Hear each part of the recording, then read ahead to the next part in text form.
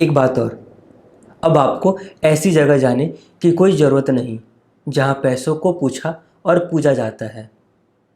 विद्या के उस भवन में किसी को सम्मान न मिले, ऐसी जगह का श्वास लेने से बेहतर है कि हम तड़प कर मर जाएं। बंधुओं, बहुत बहुत स्वागत है आपका कहानियों के सीरीज़ में। आज 10वीं कहानी, बॉल पेन जेल पेन, इसका शीर्षक रखा है। तो आइए पढ़कर सुनाता हूँ आपको मैंने अपनी इस कहानी में क्या लिखा है। ठीक है।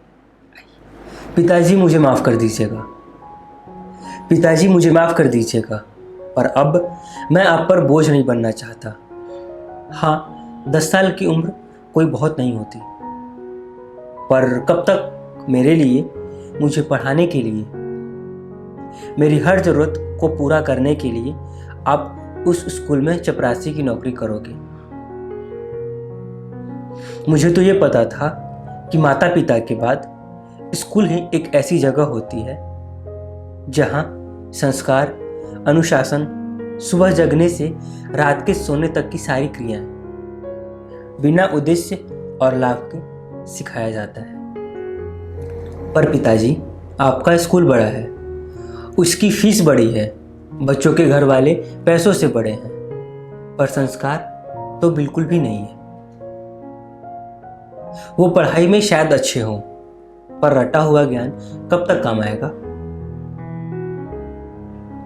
ये कैसा ज्ञान है जहां ये नहीं सिखाते कि किससे किस तरह से बात करनी चाहिए। एक स्कूल को स्कूल बनाने में जितना अहमियत एक शिक्षक की होती है, उतनी ही एक चपरासी की भी होती है। और पिताजी, आपके कर्म अच्छे होंगे कि ये सब सीखने के लिए मुझे कोई स्कूल नहीं जाना पड़ा।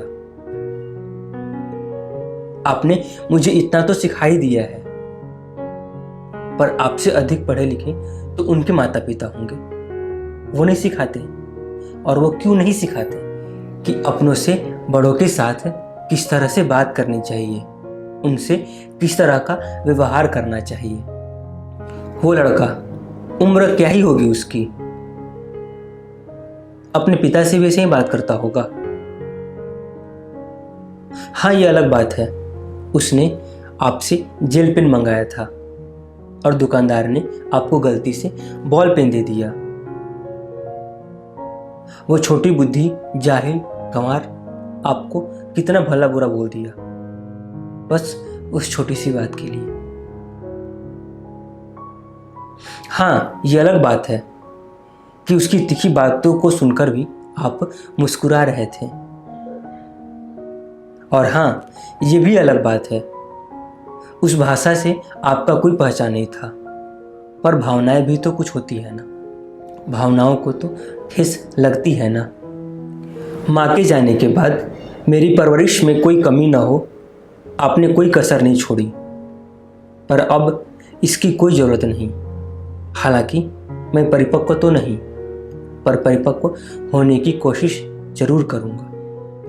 एक बात और, अब आपको ऐसी जगह जाने की कोई ज़रूरत नहीं जहाँ पैसों को पूछा और पूजा जाता है। विद्या के उस भवन में किसी को सम्मान न मिले, ऐसी जगह का श्वास लेने से बेहतर है कि हम तड़प कर मर जाएं। पिताजी, आपने पैसे तो नहीं बनाए, पर लोग बनाए हैं जो हमेशा आपके साथ हैं। पिताजी, अब आपको मेरी खातिर भला बुरा सुनने की कोई ज़रूरत नहीं है। उम्र हो गई है आपकी, अब आप आराम करिए। जब तक आपको ये चिट्ठी मिलेगी मैं आपके पास नहीं होऊंगा, पर आपको परेशान होने की कोई ज़रूरत नहीं। आपका ख्याल रखने के लिए लोग आपके आसपास हैं। एक रसोइया होगा जो आपके भोजन का ख्याल रखेगा। डॉक्टर अंकल महीने में एक बार आपके चेकअप के लिए आया करेंगे। आपके ज़रूरत की हर चीज़ आपके सोचने से पहले आपके सामने होंगी, उसी तरह जैसे मेरी खातिर आप हमेशा तैयार रहते थे मेरी हर ज़रूरत को पूरा करने के लिए। अब बहुत लिख लिया, मेरी चिंता बिल्कुल भी ना करिएगा। चलता हूँ, अब जल्दी ही मिलूँगा। आपका स्नेह। ये एक चिट्ठी थी और अब आगे किसकी चिट्ठी है? लाइब्रेरी के कोने वाले टेबल पर सबसे छिपकर बैठी जानवी चिट्ठी को तो पढ़ लिया, पर मन में न जाने कई तरह के सवाल अपने उत्तर की प्रतीक्षा कर रहे थे। कौन है वो लड़का? कौन होंगे उसके पिताजी? और न जाने कई तरह के सवाल। पर वही बात, कभी कभी मन में उठ रहे प्रश्नों का उत्तर नहीं ढूंढना चाहिए। जो हो जैसा हो बिना किसी को बताए अपना लेना चाहिए। ठीक उसी तरह जैसे स्वप्न वाले काल्पनिक पल से जगने के बाद हम हकीकत वाले पल को अपना लेते हैं बिना किसी को बताए। कैसी लगी आपको मेरी लिखी कहानी बॉल पेन जेल पेन? ज़रूर बताइए कमेंट में, इंतज़ार है आपके कमेंट का। और ये कार्यक्रम देखने के लिए, पसंद करने के लिए आपका बहुत बहुत धन्यवाद। और